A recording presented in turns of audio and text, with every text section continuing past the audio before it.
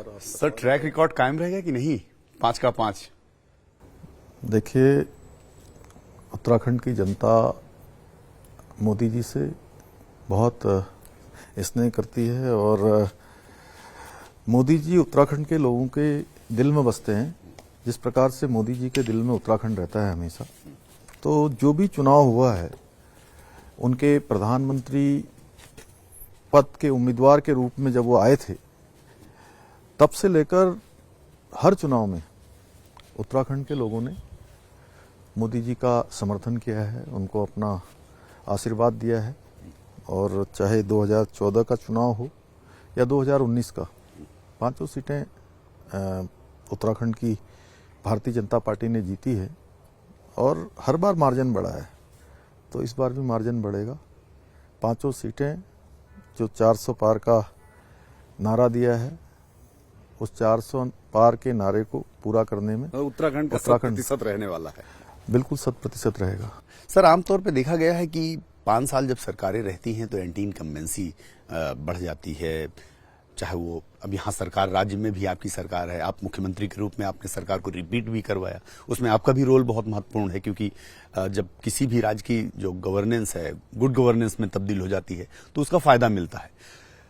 तो आपको लगता नहीं कि 5 साल सरकार आप लोग की रह गई, आप दूसरी बार मुख्यमंत्री बन गए, आप लगातार काम कर रहे हैं और 10 साल से केंद्र में सरकार है, 5 सांसद आपके लगातार जीत रहे हैं, कुछ इस बार थोड़ा बहुत कमी रह गई हो या एंटी इनकम्बेंसी जैसी स्थिति, ऐसा कुछ लगता नहीं आपको? देखिए, अच्छा करने की तो गुंजाइश हमेशा होती है, लेकिन हमने हमारे प्रधानमंत्री आदरणीय मोदी जी के मार्गदर्शन में, उनकी प्रेरणा से लगातार जो केंद्र की योजनाएं हैं, विकास की योजनाएं हैं, राज्य के जो प्रमुख चुनौतियां हैं, उन सब पर हमने निर्णय लिया है, काम किया है।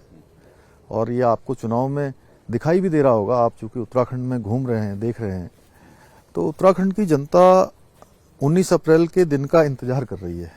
अच्छा, कि 19 अप्रैल जल्दी आए, मतदान का दिन जल्दी आए और हम लोग मोदी जी का जो विकसित भारत का संकल्प है उसको पूरा करने के लिए, और भारत दुनिया की तीसरी बड़ी आर्थिक शक्ति बने जो मोदी जी ने कहा है, उसके लिए, और भारत विश्व गुरु की ओर आगे बढ़े, विश्व गुरु के पद पर आरूढ़ होने के लिए, उसके लिए हम वोट करें। एक भारत श्रेष्ठ भारत के लिए वोट करें, देश की सीमाओं की सुरक्षा के लिए वोट करें, देश के अंदर भ्रष्टाचार समाप्त करने के लिए वोट करें, तुष्टीकरण समाप्त करने के लिए वोट करें, परिवारवाद, क्षेत्रवाद, जातिवाद, जो ये सब 60 सालों तक जिन सरकारों ने किया है, जिन पार्टियों ने किया है, उनको जवाब दें और इस बार ऐतिहासिक मतों से प्रधानमंत्री जी को तीसरी बार शपथ उनकी हो, ऐसा उत्तराखंड के लोग भी चाहते हैं। और जिस प्रकार देश के अंदर वातावरण बना है,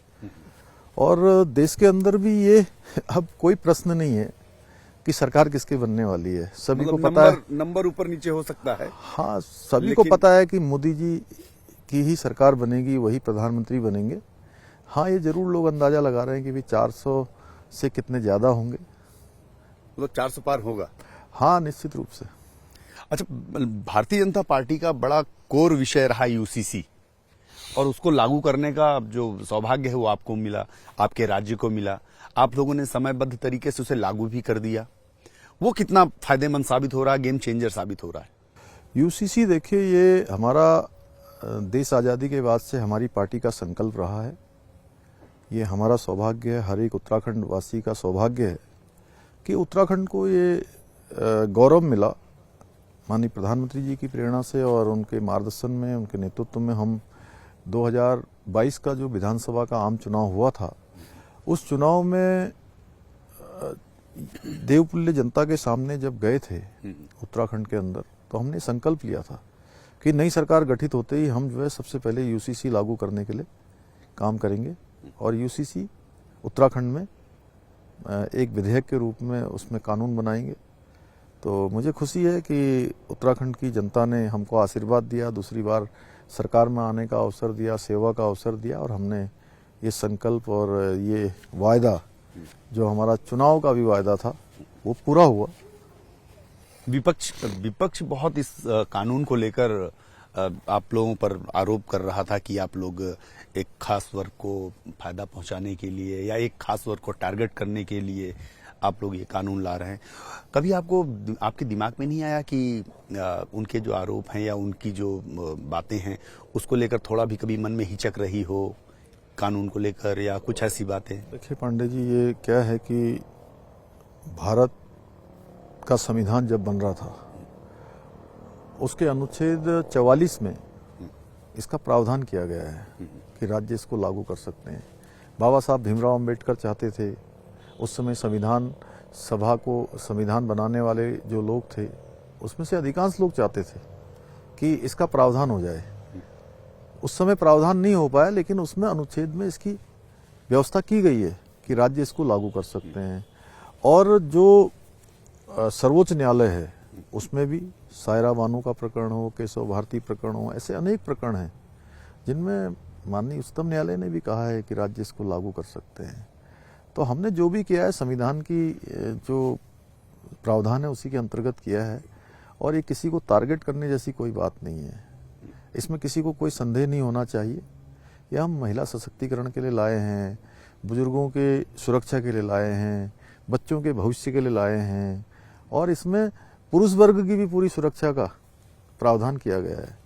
इसलिए टारगेट जैसी कोई बात नहीं है। समानता का अधिकार, समान नागरिक संहिता है और उत्तराखंड से निकली है। ये जैसे गंगोत्री यहाँ से निकलती है और पूरे देश को जल जीवन देती है, उसी प्रकार ये समान नागरिक संहिता, समानता का अधिकार की गंगोत्री, ये भी उत्तराखंड से निकली है, आगे सबको लाभ देगी। लेकिन धामी जी, इसके लिए चूंकि आपकी पार्टी के पास कई राज्यों में सरकार है, आपकी पार्टी की कई राज्यों में मुख्यमंत्री हैं, आपके बगल में उत्तर प्रदेश, आसाम, आपका कई राज्यों में, मध्य प्रदेश में भी सरकार थी आपकी, अभी जो है राजस्थान में भी आपकी सरकार बन गई, लेकिन उत्तराखंड को ही क्यों चुना गया इसके लिए? उसके पीछे क्या तर्क मानते हैं, क्या पार्टी का? ये मैं इसके लिए अपने केंद्रीय नेतृत्व का, माननीय प्रधानमंत्री जी का, हमारी पार्टी का, गृह मंत्री जी का, राष्ट्रीय अध्यक्ष जी का, सबका धन्यवाद करना चाहता हूं कि उन्होंने उत्तराखंड के विधानसभा के चुनाव में ये संकल्प हमारी पार्टी की तरफ से था और उत्तराखंड की जनता ने उस पर अपनी मोहर लगाई थी, अपना मैंडेट दिया, और ये सौभाग्य उत्तराखंड को प्राप्त हुआ। कई आपने ऐसे फैसले किए जो आमतौर पर लोग चुनाव के आसपास टालते हैं, जैसे आपने अतिक्रमण हटाने का बड़ा फैसला किया, हरिद्वार में जिस तरह से अतिक्रमण हटाने को लेकर आपने काम शुरू किया, उसके बाद इस राज्य के तमाम हिस्सों में जो धार्मिक मॉन्यूमेंट्स बन गए थे उनको आपने अवैध कब्जे हटाने शुरू किए, सरकारी जमीनों पे जो अवैध मज़ारें बन गई थी उनको आपने हटाने का। आमतौर पर लोग टालते हैं, सरकारें सोचती हैं कि चुनाव है, चुनाव के समय पे इस तरह की बातें विवाद पैदा करेंगी, माहौल खराब करें, लेकिन ये आगे जाकर आपने इस तरह के कदम लिए और आपने बल्कि बयान भी दिए कि किसी प्रकार के अवैध जो निर्माण है उनको हम ध्वस्त करेंगे, ये हमारा। तो ये कहाँ से ये सारी चीजें आपको, ये ताकत कहाँ से मिलती है? मैं आपको बताऊं, 2014 के बाद जब से आदरणीय नरेंद्र मोदी जी प्रधानमंत्री देश के बने हैं, देश का जो वर्क कल्चर है वो बदला है।